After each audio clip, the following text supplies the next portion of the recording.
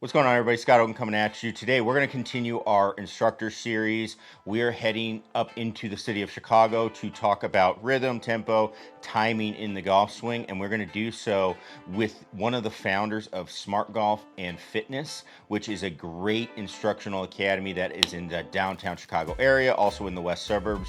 And we are going to meet with Joe Sheren, who is the 2022 Illinois PGA Teacher of the Year. And we're going to talk today in this video about timing, and he has a really good way of describing that, which so many people I think are thinking, oh, I've got to slow down, I got to do this, I got to do that, when in reality I think you have to look at it in a little bit of a different way. So without further ado, let's head downtown Chicago and let's head to Smart Golf and Fitness.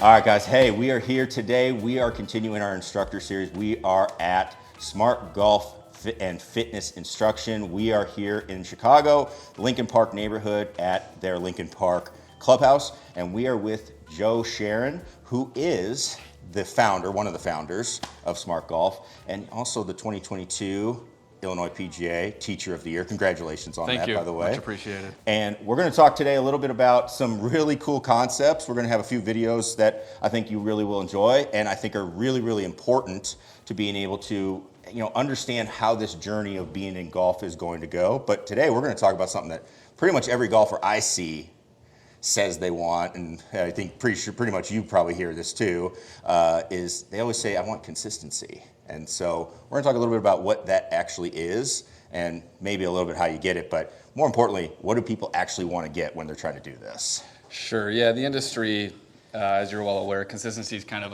a buzz term.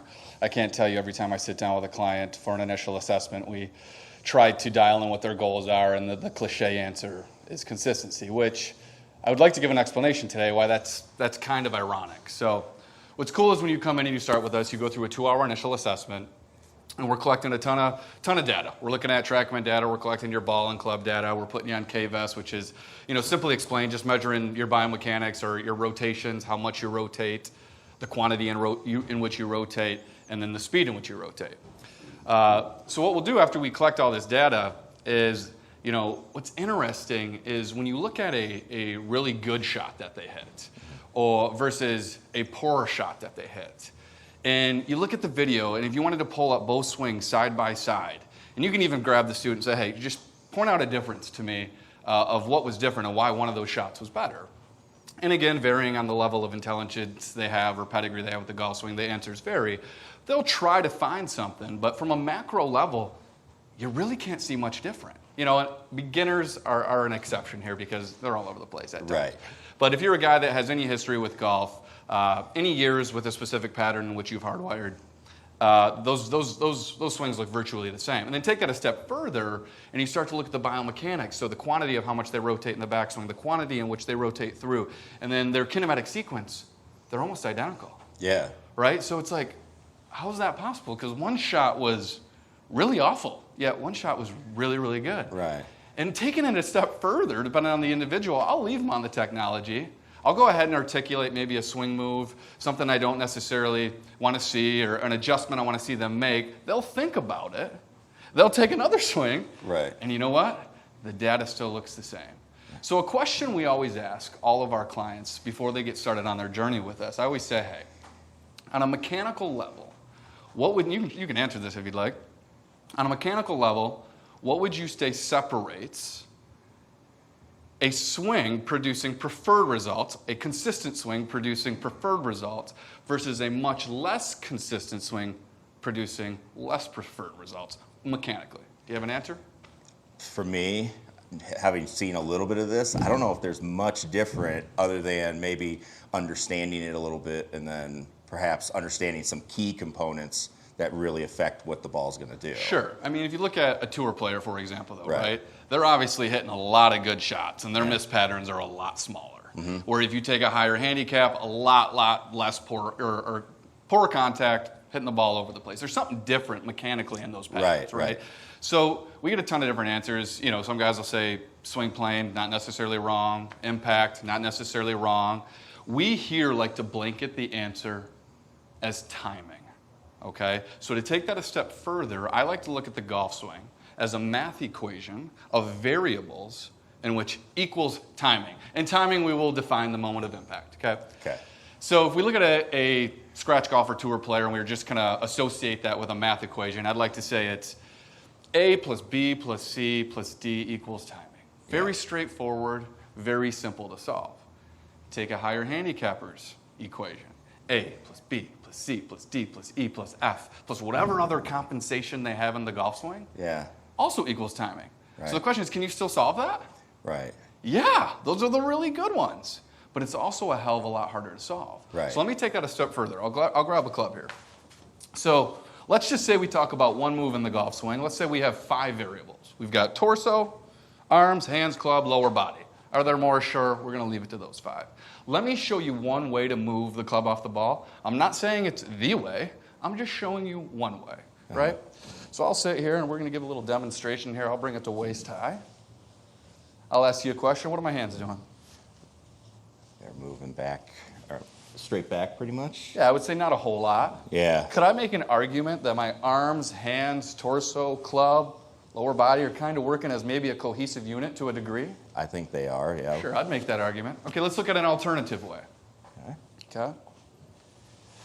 All right. Now what are my hands doing? They're moving around. They're moving much more on their own. Yeah, rotating the club face wide open. Hips are even more rotated. Arms are probably a little disconnected from my upper body. I would say there's an example of potentially 5 variables working independently. So we've already added to that initial timing equation, right? Right. Let's fast forward. So if I'm compensated at one point in the golf swing, do I increase the likelihood of potentially being compensated later? Probably. Is it a guarantee? No. So there's exceptions. But let's fast forward. Let's get into what we call delivery position here, right before strike. There's only so many positions you can be in delivery. So delivery we define as when the club is parallel to the ground prior to strike. In the P-talk, they call that what, P6 maybe? Yeah. So we can either be on plane, so let's define that as swinging towards our intended target, okay, with a square, open, or closed club face. We can be above plane, swinging left of our target, square, open, or closed. We can be below plane, square, open, or closed, right? Really simplifying this, right? Yeah. So if you had to make timing as easy as possible, what position would you probably choose? I'd probably choose the one that's on plane. Yeah, the swinging one towards that's the intended target. 100%. I mean, that's pretty logical, right? That makes sense of what our goal might be here. And we'd probably want to get to on plane with a square face with as little as compensation to get there. Right. Might be a little easier to solve that equation. So let's take an example that you and I know see all the time. Guys are above plane and the face is open. Okay, so from this angle, I'm going to show you what they would have to do in order to hit the ball successfully from there, right? Right. So if you're above plane with an open face, we've got to do what we would call a lot of last-second manipulation through the hitting zone when the club is traveling the fastest. You take good athletes, they can hone that in, right? They can get pretty good at it. They can go to the range and beat a couple buckets of balls, walk away feeling like they've made some growth, made some gains. Really what they did was got their timing dialed in, and since they're a good athlete, they were successful in doing it. But did they really take steps to growing their ceiling? A lot of conversation I could have with that one. Right. All right. So here we go. You got the guy coming in. He's open plane. He's stopping his rotation, stalling up, standing up, early releasing the club to square it up. You know, he's turned his 8-iron into a pitching wedge, right? Yeah. Stopped rotating. But what's ironic is all of those extra compensations are actually complementary to being steep and overplaying. Right. They actually need them to hit the ball with where they've positioned that club in delivery. However, it's not very efficient. Right. And that's a lot of extra variables in the time equation. So to wrap it up, we like to have that conversation with all of our students before we embark on this journey. Because when they understand that, hey, listen, we're trying to develop the variables, which we know should be in the golf swing, and eliminate the extra ones, compensations. Yeah.